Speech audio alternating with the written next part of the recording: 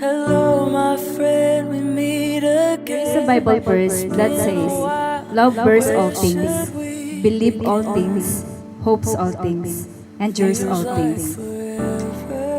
Every time I read that verse, it always reminds me of you, of us, of everything we've been through in the past 8 years.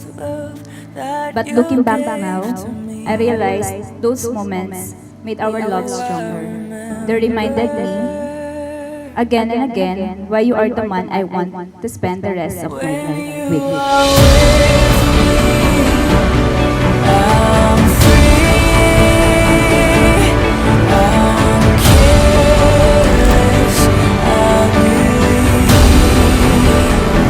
above all the else will fly.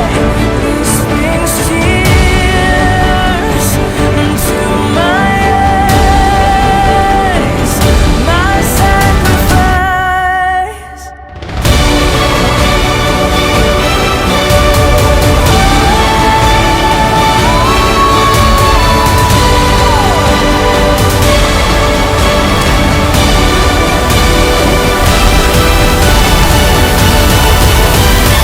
You are my answered prayers, alam mo ba yan? I promise to grow with you, laugh with you, and build a life filled with love, faith, and patience. No matter where life takes us, I will always choose you.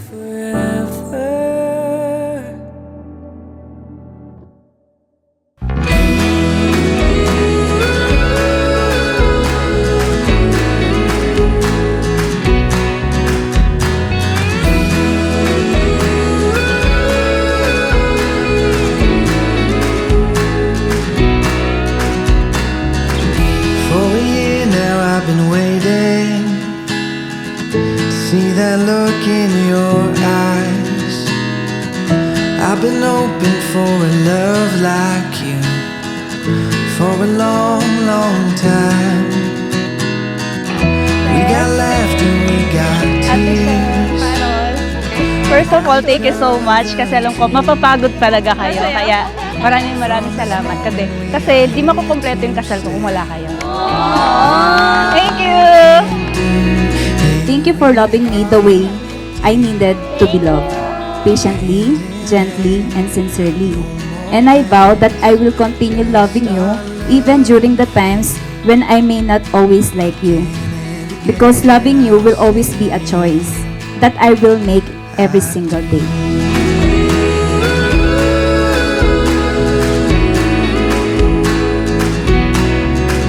I do.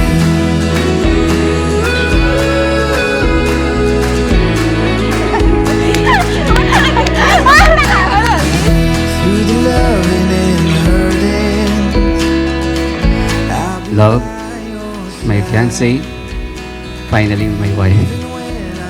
Ang dami na nating pinagdaanan. Sa loob ng 8 years, hindi naging madali. May mga struggles, problems, at minsan, may misunderstanding tayo. Pero sa part talaga yon, mas makikilala natin about isa. Despite everything we've been through, mas lalo kitang minamahal, mas lalo kitang pipiliin araw-araw.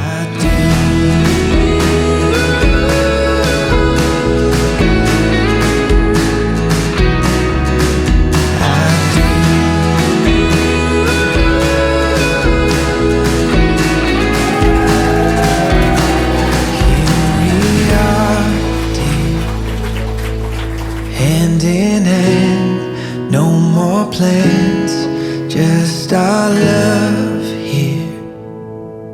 Again and again I'll say it, I do, I do, Alam mo ba na kung gaano kakaganda? Hindi lang sa outside, pero pati sa heart mo. You're not just beautiful, you're also smart, very optimistic, a truly blessed person, and etc.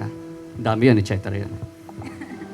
Thank you for always respecting me, my feelings, my thoughts, my opinion, and even my stubborn moments.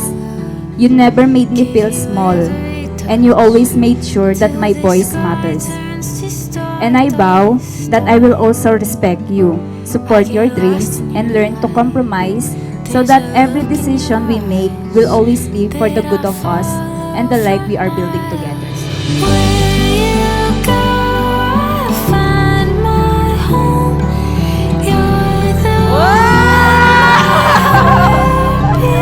Ang ganda mo naman!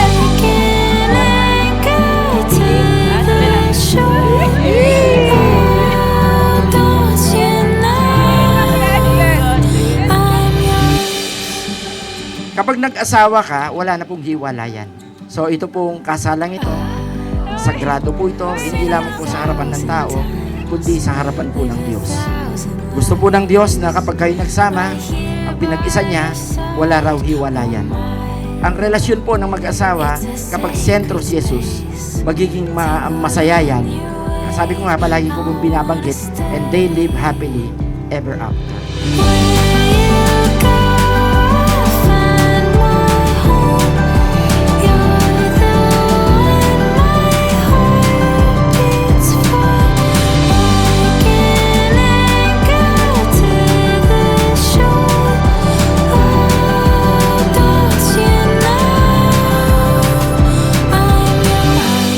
I promise to stand beside you, not only as your husband, as your best friend, your partner, and your safe place. My hand will always reach you for yours, and my heart will always belongs to you.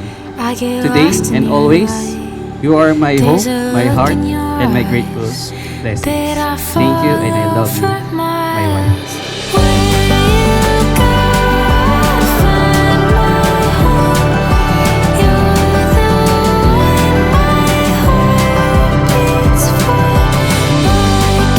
Today, in front of God and the people we love, I give you my heart, my respect, my patience, and my forever. Ikaw ang pinili ko noon, ikaw ang pinipili ko ngayon, at ikaw pa rin ang pipiliin ko araw-araw habang buhay. I love you, love.